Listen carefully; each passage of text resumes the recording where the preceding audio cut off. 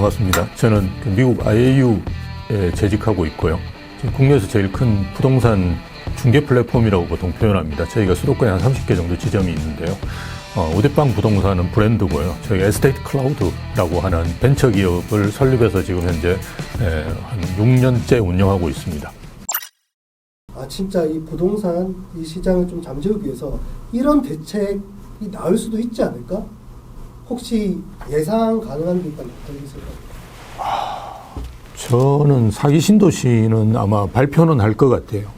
왜냐면 지금 공급이 부족하기 때문에 뭘 해야 되고 또 본인의 치적으로 이제 내세울 거를 만들고 가야 되거든요. 그래서 정책적으로 본다 그러면 사기 신도시 같은 거는 나올 거라고 봐요. 이재명 정부가 좀 실질적이고 그죠? 이런 실용적인 정부라고 본인들이 내세운다 그러면 저는 상기 신도시 그러니까 지금 현재는 유일한 대안입니다. 원래 한 17만 호였다가 지금 좀 늘었어요. 한 20만 호로 늘었는데 이것도 용적률을 더 올린다 그러면 23만, 25만 호로 뽑을 수 있거든요. 그나마 이제 좀 더 이제 좋은 고양 창릉이라든지 하남 교산 이런 쪽을 집중적으로 해서 저는 좀 늘리는 것이 맞다라고 보고요.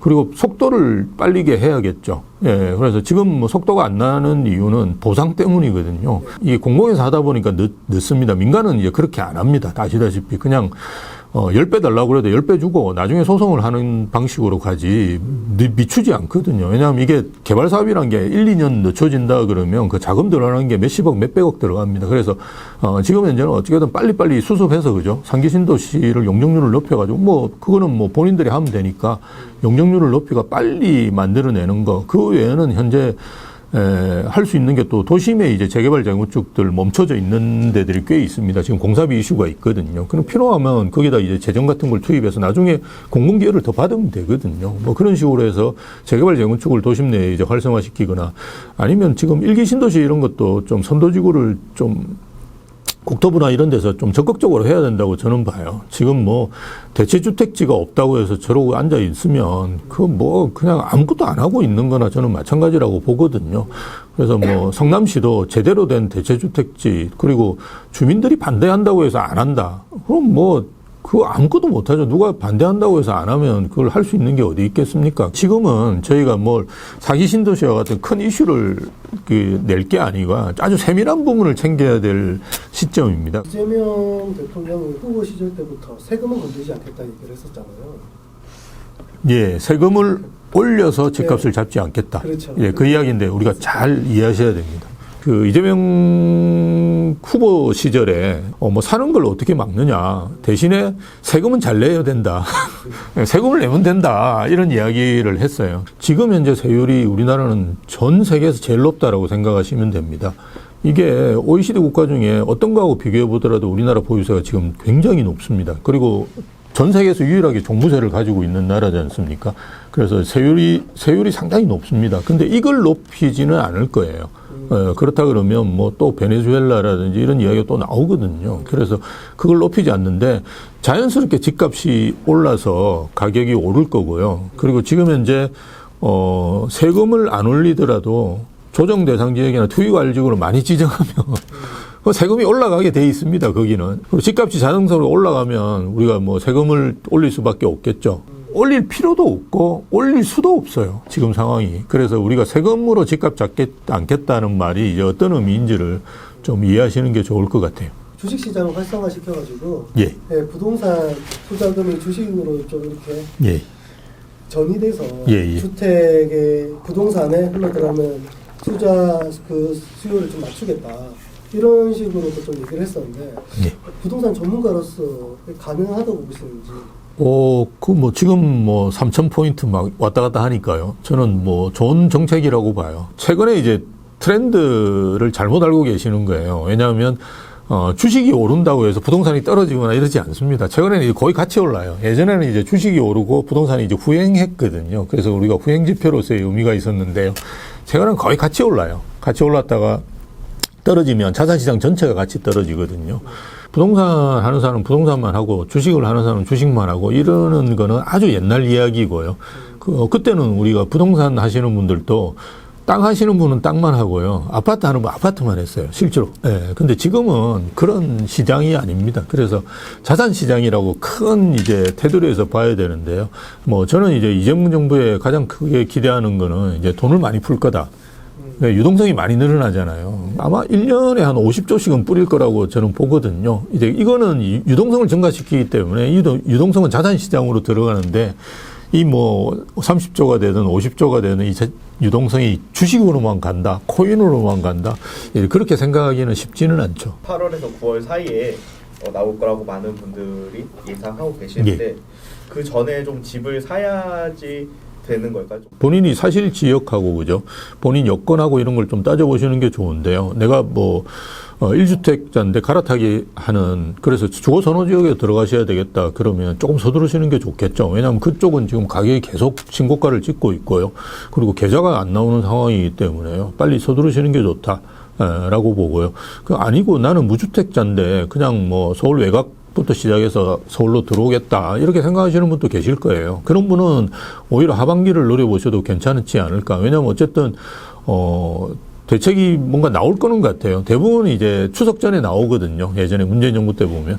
예, 그래서 추석 전에 그런 대책이 나오면 좀 잠잠해지고, 그리고 하반기로 갈수록 은행에서는 이제 대출 한도가 이제 차니까 더 이상 영업을 열심히 안 합니다. 그러면 뭐 금리를 올린다는 말이나 아니면 한도를 줄이거나 뭐 기간을 줄인다는 말이거든요. 그래서 대출 여건이 안 좋아지면 주춤하겠죠. 예, 그런데 주춤하더라도 주거선호 지역보다는 외곽 지역이 더 주춤하고 오히려 떨어질 수도 있고 뭐 그렇겠죠. 그러니까 조금 여유가 있게 생각하셔도 저는 된다라고 봅니다. 그래서 본인이 처한 여건에 따라서 조금씩 다르게 움직이시는 게 좋긴 한데요. 어쨌든 오늘이 제일 싸다 이렇게 생각하시는 게 좋지 않을까 봅니다. 예. 그러면 좀 현 시점에서 좀 눈여겨봐야 되는 지역이 좀 있을까요? 저는 앞으로 오를 때는 좀 주거선호 지역 중심으로 오르지 않을까라고 조심스럽게 생각합니다. 왜냐하면 문재인 정부 때 처음에는 이제 우리가 양도세 중과가 없었었어요. 그러다가 이제 양도세 중과로 넘어가고 그게 지금 한 5년 정도 이렇게 지속되어 왔거든요. 양도세 중과를 매기고 이게 뭐 아까 말씀드렸듯이 82.5%를 떼가면 이게 사람들이 한 채로 자꾸 이렇게 몰 수밖에 없습니다. 그래서 지금까지도 한 채로 계속 몰아가고 있고요. 그렇다 그러면 돈이 많은 분도 이제 한 채를 살 수밖에 없거든요. 그러면 그런 지역들이 많이 오를 거다라고 봅니다. 지금은 이제 신축과 대단지 중심으로 많이 올랐습니다. 그래서 그걸 추격 매수하는 것보다는 그 다음에 오를 지역들이 보면 있어요. 그래서 여러분 부동산 정보앱 같은 걸 해서 단지 비교해 보시면 이렇게 가다 벌어졌다가 또 좁혀지고 이런 걸 볼 수 있거든요. 그래서 따라갑니다. 물론 이제 가격을 넘어서지는 못하죠. 그런 아파트가 뭐 신축도 아니고 대단지도 아닌데 신축 대단지를 넘어서지는 않는데요. 이렇게 갭을 메워가는 게 그 주거 선호 지역이 아닌 지역에 비해서는 굉장히 빠르게 갭을 메워갑니다. 그래서 그런 지역 그런 단지들을 선택하시는 게 좋고요. 그리고 최근에 이제 많이 오르는 데들이 보면 성동, 마포, 뭐 광진 이런 쪽이 꽤 오르는데요. 한강 라인도 있지만 이렇게 신축으로 입주하는 의미 있는 단지들이 있는 데들이거든요. 그래서 성동구 같은 경우는 이제 서울숲 아이파크 리버포레라고 지주택 해가지고 입주하는 아파트가 있습니다. 이게 입주하면서 그냥 1억을 평당 찍어버렸어요. 그러니까 주변에 있는 아파트들, 구축들도 지금 원래 20억 안 하다가 다 20억이 넘어서고 있거든요. 그래서 그런 지역들을 좀 중심으로 주변 지역을 보시는 것이 저는 좋다라고 봅니다. 지방도 다 오를 겁니다. 여러분들이 느끼시는 본격적인 상승기가 계속될 거고 문재인 정부가 아주 비슷하게 갈 거예요. 규제 나오고 안정되고 또 오르고 떨어지는 거 아닙니다. 규제 나오고 안정되고 오르고 이런 식으로 계속 이제 갈 거기 때문에 지방도 이제 그 흐름이 계속 퍼져가지고 갈 거예요. 근데 먼저 오르는 상품이 있고 먼저 오르는 지역이 있죠. 그래서 그 다음에 이제 오를 때들 선점하시는 게 되게 중요하거든요. 그럼 지방은 이제 뭐가 많이 어디가 먼저 오를 거냐. 입주 물량이 급격하게 줄어드는 지역부터 먼저 오릅니다. 지방 같은 경우는 전세가 먼저 치고 올라갑니다. 서울은 이제 전세가 안 올라도 그냥 오르거든요. 근데 지방은 이제 실소유가 많다 보니까 전세가 오르면서 이제 매매 가격을 쳐올리는 경우가 많습니다. 근데 최근에 이제 지방도 보면 전세가 오르는 지역들이 꽤 있습니다. 서울만큼은 아닌데요. 전세가 상승세로 전환, 매매는 대부분 이제 하락을 하고 있는데요. 전세가 상승세로 전환된 지역이 제가 알고 있기로 울산하고 부산입니다. 그래서 이런 지역들은 좀 유심히 보시면 좋지 않을까 생각하고요. 경기도는 라인을 중심으로 해서 보시는 게 좋다. 제가 의미 있게 보는 라인이 두 개입니다. 신분당선 라인, 그거는 이제 우리가 반도체 라인하고 비슷한데요. 그거하고 그다음에 GTX 라인, 여기도 이제 반도체하고도 연결이 됩니다. 동탄까지 이렇게 되잖아요. 그래서 교통 호재가 있는데, 그래서 그 라인 바깥으로 많이 벗어나면 안 됩니다. 우리가 동탄역 그죠? GTX 뚫렸을 때 어디가 많이 올랐냐 그러면 딱 붙어 있는 롯데캐슬만 디립다 올랐고요. 나머지 시범단지가 있습니다. 동탄역도. 그 지역은 거의 안 올랐어요. 예, 그래서 우리가 역 주변을 보시는 게 좋고요. 어쨌든 교통 호재가 있는 지역들은 저는 뭐 저 위에 파주 같은 경우도 나쁘지 않다고 봅니다. 근데 이게 역 주변을 보셔야 되고요. 그리고 지방은 제가 점이라고 이제 표현을 하는데요. 우리가 보면 대구도 보면 수성구 이야기하잖아요. 근데 범어사동, 만촌삼동이 핵심이에요. 수성이. 그렇게 동별로 이렇게 들어가시는 게 이제는 의미 있을 거다. 이재명 정부 시대가 이제 앞으로 계속 진행이 될 건데 이상적인 좀 부동산 투자 방식이 있을까요? 예, 제가 몇 가지 정리해 왔는데요. 일단 빨리 사시는 게 좋다라는 말씀을 계속 드릴 수밖에 없고요. 예산 범위 내에서 가장 좋은 아파트를 사시는 게 좋다. 그렇다고 해서 막 그 친구들한테 빌려가지고 막 이렇게 하시면 안 되고, 은행에 가가지고 빌려주는 만큼 하시면 됩니다. 그것도 영끌이라고 막 이렇게 이야기하시는 분이 계신데, 은행은 절대 영끌로 안 빌려줍니다. 여러분 갚을 수 있는 수준에서 빌려주지, 은행이 영끌로 빌려줬다 큰일 나죠. 그래서 똘똘한 한 채가 계속 될 가능성이 크거든요. 아마 이재명 정부에서 양도세 중과를 그 배제를 계속 시킬 거냐? 저는 그렇게 보지 않습니다. 이 양도세 중과가 배제된 시기가 내년 5월 9일까지입니다. 그때 아마 양도세 중과로 갈 거예요. 예, 그러면 뭐 당연히 똘똘한 한 채로 또 갈 수밖에 없는 상황입니다. 그리고 최근에 이제 입주장이 작년 말부터 시작됐는데요. 올해 말까지 이제 진행이 됩니다. 이 입주장은 정말 이제 박앤세일이라고 생각하시고 들어가서 무조건 사셔야 됩니다. 그리고 우리가 연초에 사시는 게 좀 좋습니다. 앞으로는. 이게 한 2, 3년 계속되고 있는데요. 연말로 가면 한도가 차기 때문에 은행에서 잘 안 빌려주고, 뭐, 대출 연한을 줄인다든지, 뭐, 40년 줄 걸 30년으로 한다든지 이렇게 하거든요. 그러면 여러분이 갚으셔야 될 금액이 늘어나기 때문에 별로 좋지가 않습니다. 그래서 연초에 사시는 게 좋다.